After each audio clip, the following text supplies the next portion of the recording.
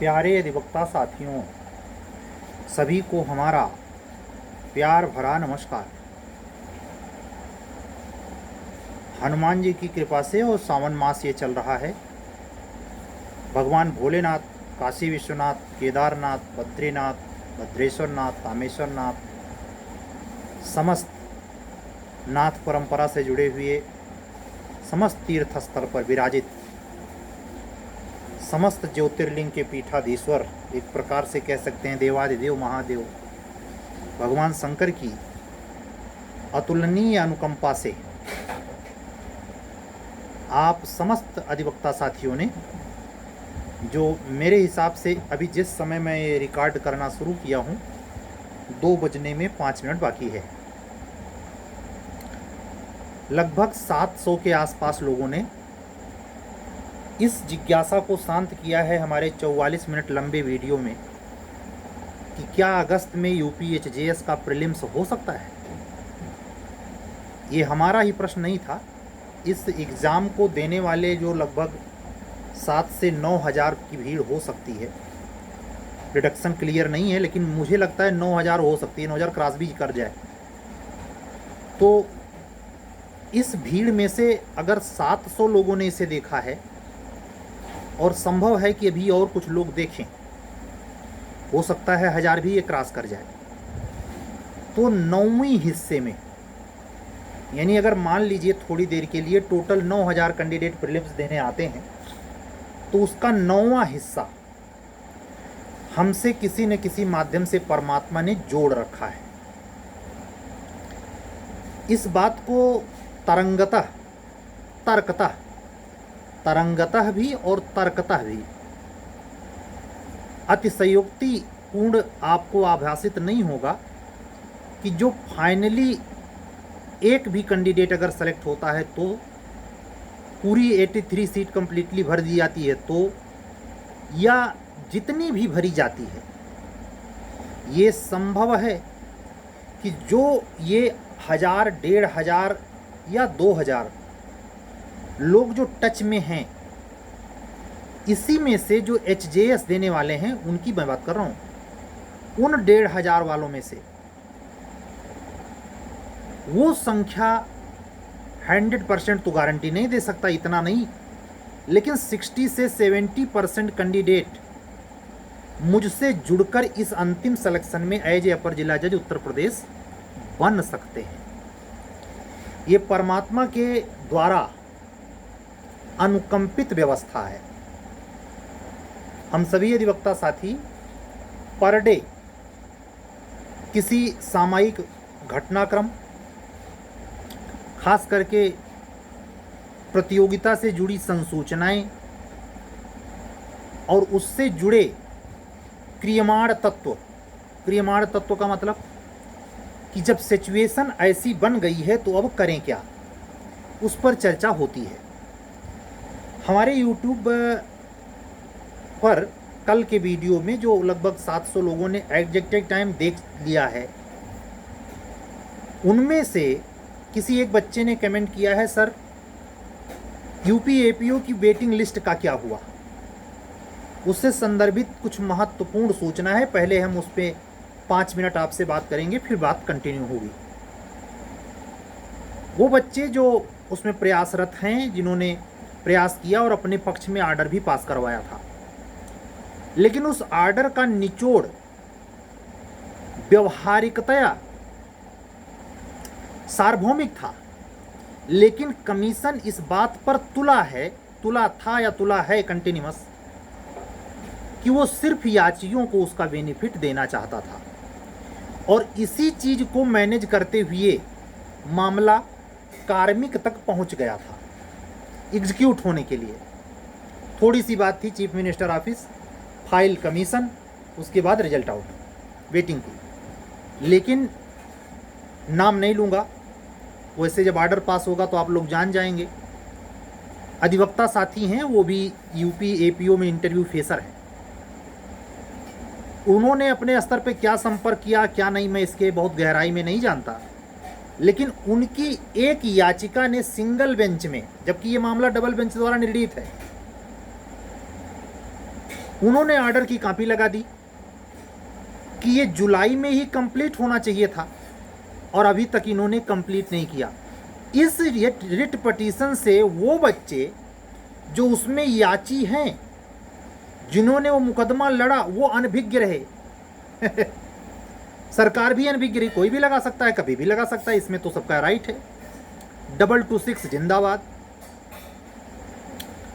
जब याचिका लग गई, हियरिंग हो गई, और ये हियरिंग 24 या 26 को थी, 24 को ही शायद थी। ऑर्डर कटा कि जब ये ड्यूरेशन, मैंने आपसे कहा ना कि वो जून में ही लास्ट टाइम था, और जून कब का कमीशन घटक चुका, वो देना नहीं चाह रहा था जनरली। उस पर जवाब मांग लिया, और जवाब के लिए वो फाइल चली गई कार्मिक कि भैया अब तक तुमने काहे नहीं वेटिंग लिस्ट निकाली। अब वो विभाग के अधिकारी जो सीपों कर रहे थे, वो पूरा अपनी जान बचाने में लगे। अब जान बचाने का मतलब कि जो चीज वो याचियों को लेकर आगे बढ़ रहा था, वो कैंसिल कर दिया। यानी उस रिजेक्शन, उस फाइल को ही कैंसिल कर दिया कि अब दूसरा बहाना वो ढूंढ लेगा अगले तारीख पर, लेकिन कम से कम अपने विभाग के अधिकारियों को बर्खास्त होने, उनको सेवानिवृत्त करने, या उनको हमेशा के लिए नौकरी जाने से तो बचा लेगा। हाईकोर्ट सिंपल बॉडी थोड़े है। किसी भी संस्था के प्रति, किसी भी व्यक्ति के प्रति अपने पे आ जाए तो किल सिर्फ कोर्ट कंटेम्प्ट की बात नहीं है कि कुछ दिन जेल काट लेगा, उससे जुड़े सारी अहर्ताएं भविष्य की समाप्त कर देगा। वो इतनी पावर रखता है। और जो protection of against violation of fundamental right का आज आप जुरिडिक्शन देखते हो तो आपको खुद पता है, सुप्रीम कोर्ट को केवल एक स्टेट लेवल के पॉइंट्स पे 32 में फिक्स जोन है, लेकिन इसको फंडामेंटल के साथ साथ लीगल जोन पे भी ये राइट है। तो उसी के मद्देनजर ये पिटीशन सिंगल बेंच में पड़ा, जो कि सुओ मोटू जनरली तो आपको लगेगा ये सुना कैसे गया। सुना जा सकता है, सुना जा सकता है, क्योंकि मामला उसी सेम पैटर्न पे होते हुए इस मसले पे पिटीशन लगी कि अभी तक उसका ऑर्डर एग्जीक्यूट नहीं किया गया। तो मेरे एक चीज तो समझ में नहीं आई कि ये चीज डबल बेंच में उन्होंने क्यों नहीं लगाई, उसी बेंच में क्यों नहीं लगाई। असल में उस बच्चे का जिसने ये सिंगल बेंच में पिटीशन डाला, उसने अपने आप को उस पिटीशन में याची बनने के निस्बत डाला और सफल भी रहा। अब उसमें रिजॉइंडर के तौर पर जो नए पिटिशनर, जिसे ऐसा लगता है कि जो याची होगा वही वेटिंग लिस्ट में ऐड होगा, इस आशंका के तले अब मैं एक प्रकार से इसको अपील भी आप सब समझिए। जो व्यक्ति हमारा वीडियो ये सुन रहा है और एपीओ का इंटरव्यू दिया है, वो अभी तक इन संदर्भित मामलों से अटैच्ड नहीं है। अगर कोई भी कैंडिडेट ऐसा सुन रहा है या सुन रही है अधिवक्ता बहन, तो हमारे पर्सनल व्हाट्सएप नंबर पर 7705090393 अगर संपर्क करेगा, उसकी इच्छा पे है, मैं जबरदस्ती नहीं कर रहा, तो मैं उस बच्चों तक जो उसमें पिटिशनर हैं, उनमें एक बच्चा ऐसा है जो संपर्क में है, उस तक मैं पहुंचा दूंगा। आप लोग बात कर लीजिए, आप जानिए।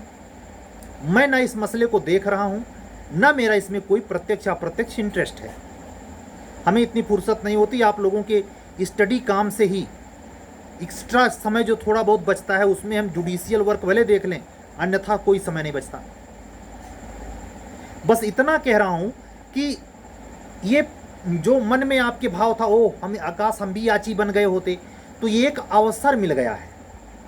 अगर आपको लगता है कि आपका नंबर इतने नंबर से ही कम है, 10-5 जो भी, और आप अभी तक मसले से दूर थे, संजोग से हमारा वीडियो सुन रहे हैं, या कोई ऐसा हितार्थी सुन रहा है जो अपने नज़दीकी फ्रेंड या सहेली को जानता है जो ऐसे है, वो बहुत क्लोज संबंध है, तो ये वीडियो उसको शेयर भी कर सकता है कि इसमें सर जी समझा रहे हैं कि कैसे उस मामले में यू टर्न आ गया है।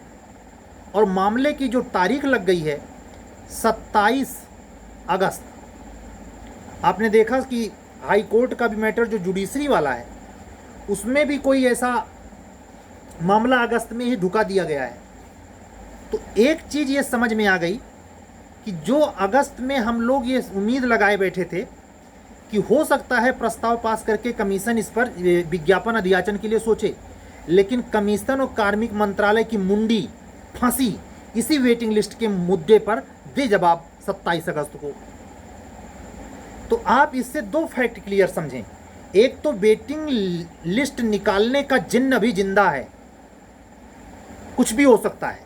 बच्चों के हिसाब से तो वो उनके पक्ष में ही निर्णय आएगा, बल्कि अब ऐसा आएगा कि इसमें सारे बच्चे शामिल हों, या और अन्य याचियों को ये भी आर्डर पास हो सकता है कि जो जुड़ जाए उसी में से। मुझे इसमें अभी संशय है स्पष्ट कर पाने में, लेकिन आप सिर्फ इतना समझें कि वो मामला जो एकदम नज़दीक आ गया था कि लिस्ट वो रिजल्ट के तौर पर आ जाता, उस बच्चे ने जो मुझसे संपर्क किया उसने ये भी बताया, सर इसमें 22 ही नहीं लगभग 30 के आसपास सीटों के चांस बनते हैं। यानी जो 42 लोग गए हैं, 69 में से 42 निकाल दीजिए तो 9 में से 2 गया 7, और सॉरी हाँ 69 में से आपको निकालना है 42, तो 9 में से 2 गया था और 6 में से 2 गया 4, यानी लगभग 47 सीट की बात है जो बची हुई है। तो उसमें से 30 सीट पर अपॉर्चुनिटी बनती है वेटिंग लिस्ट से इसी वैकेंसी में 69 वाली में भरे जाने की। उसकी चिंता मत कीजिए, आप लोग घबराइएगा नहीं कि उसमें से सीट कहीं घट बढ़ जाएगी। वो 114 अलग है, खाली तो 178 है। तो अभी जब कार्मिक खुद फंसा, अभियोजन निदेशालय से भी जवाब तलब होगा। हाईकोर्ट कुछ भी कर सकती है, अगर बौखला गई तो सीधे कहेगी अब हम कुछ नहीं जानते, इतने बच्चों को आप नियुक्ति दीजिए, अब लीजिए, तो नियुक्ति के प्रोसेस में लग जाएगा। यानी ये जो संकट के बादल उस पर भी चल रहे हैं, ये जे वाला मामला लटकता जा रहा है इसी केस के चलते, ये मामला भी 27 अगस्त की तारीख ये दर्शाता है कि अगस्त में ये खिसकेगा, क्योंकि ना तो कमीशन फ्री जोन में है, और कमीशन की सबसे अथॉरिटी बॉडी कार्मिक मंत्रालय, वो वहां के ऑफिसर भी इस मामले में जवाबदेह बन गए। क्यों? फाइल वहां तक पहुंच गई थी। पूछेगा ना कि ये जो आपने रिजॉइंडर लगाया या जो ऑब्जेक्शन किया, जो जवाब दिया आपके वकील ने, उसमें आप ये दिखा रहे हैं कि हम इसको ऑर्डर को एग्जीक्यूट करने में जा रहे थे। उस जो भी डिफेंस में XYZ आप कहना चाहें कह रहे हैं, ये आप तब कह रहे हैं जब मैंने ऑर्डर पास कर दिया। ये ऑर्डर एग्जीक्यूट करने का समय तो बहुत पहले ही था। उस जून महीने में आपने इसको एग्जीक्यूट नहीं किया, उसकी वजह बताइए। अब इसमें कमीशन और कार्मिक मंत्रालय के अफसर दोनों बुरी तरीके से फंसे हैं। हालांकि ये सिंगल बेंच में विचारा दिन मैटर है, निश्चित तौर पर रिमाइंडर कमीशन इस मसले को लेकर डबल बेंच में जा ही सकता है जिसने वो ऑर्डर पास किया है, लेकिन किस मुंह से जाएगा जब उसे वो जून में ही करना था और लटकाए पड़े हैं, या आ गई है जुलाई खत्म होने को है। यही मैं कहता हूं, जब तक इनकी चमड़ी न उधेड़ दी जाए तब तक असर नहीं पड़ता। लाल फीता शाही की चरम है। योगी जी की गवर्नमेंट हो, अखिलेश जी की गवर्नमेंट हो, मायावती जी की गवर्नमेंट हो, ध्वस्त उनके अपनी गलतियों से कम। हर बार ये जो अधिकारी वर्ग है, इसके लाल फीता शाही का प्रकोप भोगना पड़ता है सरकारों को। अभी संजय सिंह को बोलते हुए मैंने सदन में सुना, वो तो चुटकी ले रहे थे हालांकि, लेकिन उनकी बात में दम है। अधिकारी बिल्कुल नहीं सुनते नेताओं की, चिल्लाते रहो तुमको मतलब जीरो। अधिकारी को आप जानते हैं 311 वाला प्रोटेक्शन भी प्रसाद पर्यंत का थ्योरी, लेकिन ये जुडिशरी में जो अगर कुछ गड़बड़ सड़बड़ होती है तो इसमें हाई कोर्ट माई बाप है, महुआ की चटनी बना देगा, रगड़ देगा, समाप्त हो जाएंगे आप जड़ बुनियाद से। मतलब ऐसे समझ जाएं, अगर किसी मसले में हाई कोर्ट इंटरवीन है आपके प्रति, तो जुडिशरी के फील्ड में आपकी एंट्री नहीं हो सकती, इम्पॉसिबल। एड़ी से चोटी का जोर लगा लीजिए आप, इतनी यूनिटी है इस मामले में, और न्याय निर्णय भी है।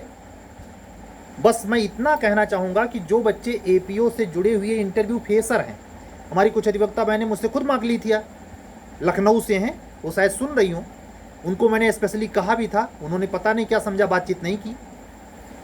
लेकिन अब ये मौका है,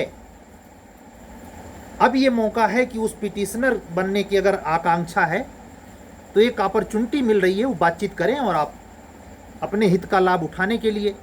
इसमें और बच्चों का तो कोई मतलब है नहीं है जो मेंस लिखे थे नहीं क्वालिफाई कर पाए, ये तो वेटिंग लिस्ट की लड़ाई है।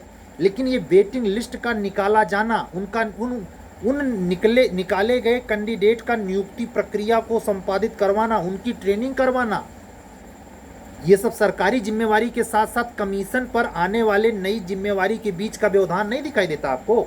साफ साफ दिखाई देता है। ये व्यवधान ही तो है कि ये लाल फीता शाही ही तो है कि आप लोगों के बेरोजगार बच्चों के, अधिवक्ता बंधुओं और बहनों के हक को ये अधिकारी बेदर्दी से कुचलते चले जा रहे हैं, इनको बिल्कुल फर्क नहीं पड़ता। अच्छी अच्छी संस्था दागदार हो गई।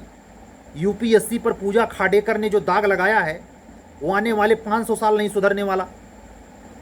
जब इतनी ऊंची संस्था इतने स्तर का, मतलब छोटे से स्तर की वेरिफिकेशन सही से नहीं करवा सकता, वो पकड़ में क्यों आई? उसने उद्दंडता की सारी सीमाएं क्रॉस कर दी, नहीं वो पूरी सेवा करके निकलती। ऐसे हर डिपार्टमेंट में जिनकी ड्यूटी है कि कागजात का वेरिफिकेशन सही करें, वो बिक जाते हैं, वो अधिकारी खुद ही बिक जाता है। हर काठ पे उल्लू बैठा है, अंजामे गुलिस्तां होगा क्या? ये हालत है। लेकिन इतना सब होने के बावजूद ये जो सरकमटेंसेज चल रही है कोर्ट और विभागों के बीच में, आयोग के बीच में, इसका मतलब ये नहीं होता। इसका मतलब वही जो एससे आपसे पूछा जाएगा, नोट कर लो आज ही, जे और एपीओ में से और एचजेएस में जो लैंग्वेज का पेपर है छोटा सा, एससे के नाम पर आपसे ये क्वेश्चन हिंदी या इंग्लिश में जरूर मिलेगा। आपदा से अवसर, आपदा को कैसे अवसर में बदल लेते हैं, आपदा से कैसे अवसर पैदा होते हैं, उस पर निबंध लिखिए। तो एक प्रकार से आपसे एक क्राइसिस है। आप अगस्त, सितंबर, अक्टूबर, नवंबर, दिसंबर, हद जनवरी, एक बार तो लगा जून में निश्चित आई जाएगी। हमारी एक अधिवक्ता बहन है, लखनऊ में रहती हैं, वो आज उनके फ़ोन पे कहा, सर हमें इसीलिए हमने राजस्थान एपीओ का फॉर्म अप्लाई नहीं किया। तमाम बच्चे ऐसे हो सकते हैं। एक ऐसी र्यूमर्स कमीशन की हलचल ने दर्शाया कि शायद इसी जून में ही जुडिशरी निकाल देगा। वो देखिए तमाशा क्या चल रहा है। उसी जून में जैसे ही निकालने वाला था, श्रवण पांडे की याचिका आ गई। इतना हद तक उसी बच्चे ने हमें ये जानकारी दी है जो ये वेटिंग लिस्ट से रिलेटेड है कि वो जो श्रवण पांडे की याचिका में दूसरा याची है, उसकी याचिका शायद मर्ज कर दी गई। वो कितना सही कह रहा था, कितना गलत, मैं नहीं जानता। लेकिन बस आप लोगों से ये कहूँगा कि ये जिन भी वजहों से खिसक रहा है, इसमें अवसर तलाशना, फ्रस्ट्रेट मत होना, रोना गाना मत शुरू कर देना, हाथ पे हाथ रख के झक मत मारना, पढ़ना। ये पढ़ना आपके बहुत काम आएगा। और जो न्यू लॉ है, ईमानदारी से कह रहा हूँ, चूंकि अभी BNSS में पढ़ा रहा हूँ, हालांकि स्टॉपेल के बाद एविडेंस में सरसरी तौर पे देखा हूँ, डेप्थ में नहीं BS से, लेकिन BNSS पढ़ा रहा हूँ। इससे मैं साफ कहता हूँ, ईमानदारी से कोई बच्चा अगर उस पर नोट्स बनाने की मकसद से प्री कम मेंस पे ज़्यादा फोकस प्रयास अगर करता है तो 5 महीने चाहिए, 5 महीने चाहिए केवल BNSS पर, केवल BNSS पर 529 धारा पर 31, 5 महीने, 1 महीने में 100 सेक्शन। खिलवाड़ समझ रखा है, खाला का घर नहीं। सतर्क हो जाओ। ये उसी शनि भगवान हनुमान जी की कृपा मानो कि वो एक तरफ तो भेद खोल रहे हैं, रोज भेद खुलता है, रोज किसी न किसी का राज उगड़ रहा है। राजस्थान में सीनियर टीचर की भर्ती में साले वो रंगबाज पकड़े गए हैं कि तमाशा कैसा सेटिंग करके वो लाखों लाख रुपया, करोड़ों रुपए का वारा न्यारा कर रहे थे। हर स्टेट में भ्रष्टाचार के लिए बजबजाहट है, चारों तरफ से पांखी उधर आ गई हैं, जंगल में आग लगी है, चूहे भाग रहे हैं। ये कहने का मतलब ये है कि ये चलने दीजिए, ये आपके कंट्रोल में नहीं है। वो करने वाला बैठा है। आप जो कर सकते हैं उस पर विस्तार से काम करिए, ठोस स्ट्रांग फुल रहे हो। ये नहीं कि केवल नींद आ रही है झटके लेकर के, अरे यार इससे बढ़िया पूरन के हो गया होता, अरे ये सब झक मारने नहीं हो। चाय पीने बैठिए जब शाम को, इलाहाबाद में प्रचलन है, अगर शाम को चाय पीने निकल रहे हैं तो मखर गज सीनियरों से जो केवल टाइम पासर हैं उनसे भी बचिए। कमीशन पर फालतू के लोगों से कमरे पर फालतू के लोगों से प्रपंचबाजी करने से बचिए। समय बचाइए और सबका सब टोटल समय नई लॉ पढ़ने में लगाइए। विधिवत काम कीजिए। इस समय जैसा कि मैं पूर्व में कह रहा था, अगर आपको एपीओ से कोई सरोकार नहीं है, आने वाली जुडिशरी से ही है, तो आपको इससे बेहतर समय कब मिलेगा भैया? माइनर लॉ के पेपर, ट्रस्ट, इक्विटी, जिसमें नंबर आपके एवरेज आते हैं। क्यों आते हैं? स्पेशल काम कभी करते नहीं, क्योंकि ये पेपर्स आपके प्रीलिम्स में नहीं है, इसलिए मेंस ओरिएंटेड आप केवल पढ़ते हैं। जबकि आपको डेप्थ में जाकर केस लॉ के प्रति जितना सतर्क आप वीरेंद्र कुमार भोज वर्सेस इंपरर पे है, इतना माइनर लॉ के केस लॉ पे क्यों नहीं है भाई? क्या वो कंटेंट नहीं है? क्या वो जजमेंट नहीं है? अगर उसमें आप विद साइटेशन शुद्ध सही सटीक केस लिखते हैं, उसके कंटेंट को भी 2 लाइन लिखते हैं, तो आप बेहतर जोन में आएंगे कि नहीं? और ये ऐसे आ जाएंगे बगैर पढ़े? मैं आपको बताऊं, हायर जुडिशरी के जो टॉपर कैंडिडेट हैं, चाहे दिल्ली एचजेएस हो, चाहे छत्तीसगढ़ एचजेएस हो, चाहे पूरे ऑल इंडिया में हर 2500 हाई कोर्ट की एचजेएस हो, उसमें जो टॉपर हैं हर स्टेट के, जो टॉपर एडीजे बन रहे हैं 10, वो 10 के 10 ऐसे हैं कि किसी भी स्टेट में बैठे वही टॉप करते हैं। क्यों? यही वो स्पेशलिस्ट हैं, वो माइनर के भी स्पेशलिस्ट, लोकल के भी स्पेशलिस्ट। ऐसे ऐसे स्टूडेंट मिलेंगे जुडिशरी में, जो ये नया एक्ट यूपी में लगा है उसके भी वो सुपरविजनर मास्टर पहले से है। वो निकालेंगे कि तुम्हें अभी पहले चिंता सताई जा रही है, इसी बात की जंग लड़ रहे हो, इतना सिलेबस क्यों कर दिया? तुम झक मार रहे हो, इतना क्यों कर दिया? प्लान बना रहे हो, गाली दे रहे हो, कोस रहे हो, या फ्रस्ट्रेट होने के आधारभूत कारण भी हैं उसमें परेशान हो, लेकिन एक सब कुछ करके धोनी रमाए बैठा है। वो इंतजार कर रहा है कि किस दिन मेंस हो। सारी सीट नहीं ले लेगा, लेगा अपनी सिंगल सीट, लेकिन फिर भी मैं टॉपर 1 से 10 के बीच में ऐसे लड़कों की भरमार ऑलरेडी एचजेएस में ही नहीं, जूनियर डिवीजन में भी जो लड़के टॉप कर रहे हैं, वो चाहे जिस एज के हों, लेकिन उनके स्टडी के फेनामिना में वो ला जिसको आप तरजीह नहीं देते, एकदम सौतेले से भी गिरा हुआ बिहेवियर उसके प्रति रखते हैं, तो नंबर कैसे आएंगे? और दिलासा दिलाने में आप 1 सेकंड नहीं बा जाते। आप दिलासा अपने आप को दिला लिए हैं, तब भी कॉपी चेक करने के बावजूद आप में दिमागी फितरत इतनी ज़्यादा है कि किसी न किसी को किसी न किसी आधार से चिपका देना, अपनी जवाबदेही न तय करना। अकाउंटेबिलिटी जब तक सेल्फ नहीं तय होगी तब तक आप पढ़ेंगे नहीं। और आपको ये गिल्ट फील होना चाहिए कि उसी टेम्परामेंट में आपकी एज से 10, 12, 14 साल छोटा लड़का कैसे आपसे ज़्यादा मेमोरी और ज़्यादा फैक्चुअल करेक्ट सटीक चीज़ें लिखकर मेंस में नंबर ज़्यादा लेकर सेलेक्ट हो जाता है। ये चुनौती की बात है। ये सिर्फ नारा बुलंद करने, यहाँ जिंदाबाद मुर्दाबाद करने नहीं आता, ये आपको झकझोर देने के लिए आता है। ये परमात्मा हो सकता है आपके उस निस्बत के लिए जिसमें आपका भविष्य का सिलेक्शन छिपा है। उसी सिलेक्शन के कारक बिंदुओं में और आपके निजी प्रारब्ध में यह स्थिति पैदा हुई है कि YouTube चैनल के माध्यम से आप और हम एक साथ हैं।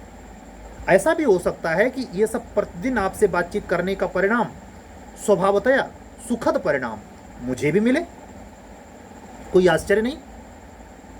भाई कहते हैं ना, जो देते वो पाते, वो 10 गुना लौट के आता। नेचर का ट्रुथफुल रूल है, तो इस पर अमल करिए। एक बार पुनः आज की वीडियो 40 मिनट नहीं करूंगा। किसी अधिवक्ता साथी ने बड़ा अच्छा कमेंट किया, मुझे बहुत अच्छा लगा। उन्होंने किया, सर 44 मिनट तो टोटल है, अगर हम स्पीड बढ़ा दें तब भी ये 22 मिनट के पहले नहीं देखा जा सकता। तो मैंने कभी इस दृष्टि से सोचा नहीं, लेकिन उनकी बात ने, आप सभी अधिवक्ता बंधु हैं, सबके पास ईश्वर ने प्रतिभा और दिमाग दिया है। उनका एक चुटीला कमेंट 1.5 लाइन का अंदर तक गुदगुदा दिया। ऐसे ही आप अपना अप्रतिम प्यार बनाए रखें। जो भी संदर्भित सूचना होगी, जो आपके तीनों प्रकार की स्टडी में सूचना, लीगल, इलीगल या लीगलिटी या कोई ऐसी कंटेम्परेरी इंसिडेंट्स जो इससे संबद्ध रखता है आपकी प्रतियोगिता से, उस पर भी चर्चा मैं करता हूँ। और जब कोई मुद्दा नहीं रहता तो स्पिरिचुअलिटी तो अपनी दुनिया है। परमात्मा को हमेशा अपने साथ रखिए।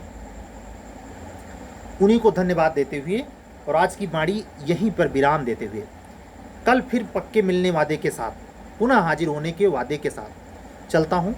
अगर आप हमारे चैनल पर बिल्कुल नए हैं तो चैनल को सब्सक्राइब करें, लाइक करें और अन्य अधिवक्ता साथियों को यूपी एचजेएस या किसी भी स्टेट की एचजेएस, जूनियर डिवीज़न यानी सिविल जज जूनियर डिवीज़न और prosecution officer ADPO, APP, Delhi APP या किसी भी स्टेट की एपीपी से रिलेटेड सीरीज मेंस की, प्री और मेंस की, स्पेशली फोकस मेंस की, अगर आप जुड़कर अपने आप को तराशना चाहते हैं, ये चेक करना चाहते हैं कि हमारी मेंस के रेटिंग स्किल में किस लेवल पर कितने दर्जे की कमी है, या अगर कमी मान लीजिए बहुत नहीं है, आप ऑलरेडी इंटरव्यू बार बार फेस करते हैं, बहुत नज़दीक हैं, तो भी आप अपने नंबर को किस जोन में अभी भी इंक्रीज कर सकते हैं, आप अपने अंक पाने की जो संभावना है, प्रोबेबिलिटी, उसमें इम्प्रूवमेंट ला सकते हैं। इस सब प्रयोजन के लिए हमारा व्हाट्सअप नंबर जिंदाबाद है, गौर से सुने, 7705090393। इस चैनल पर जुड़ने के लिए आप में डिसिप्लिन, मैनर, अनुशासन परक सोच, संस्कार युक्त आंतरिक बिहेवियर, दिखावे वाला नहीं, और सबसे ज़बरदस्त ऑनेस्टी के साथ अगर हैं तो आपका चैनल अपना चैनल है। और आप जुड़ेंगे तो हम अपने अनुभव से जो मुझे प्राप्त है उसको आप तक डिस्ट्रीब्यूट करूंगा, और हो सकता है अनुभव की ये छोटी सी संजीवनी आपको अपना युद्ध जीतने में मददगार साबित हो। चलने दीजिए। मैं अपने सभी अधिवक्ता बहनों और अधिवक्ता बंधुओं से एक बार पुनः यह अपील करते हुए कि एपीओ के एग्ज़ाम में अगर आप इंटरव्यू फेसर हैं और ये वीडियो सुन रहे हैं और याची बनना चाहते हैं तो हमारे इसी व्हाट्सएप नंबर पर 7705090390 पर संपर्क कर सकते हैं। ठीक है, आज का वीडियो यहीं तक, कल फिर मिलेंगे। तब तक के लिए जय सिया राम, शुभ रात्रि, सत्यमेव जयते।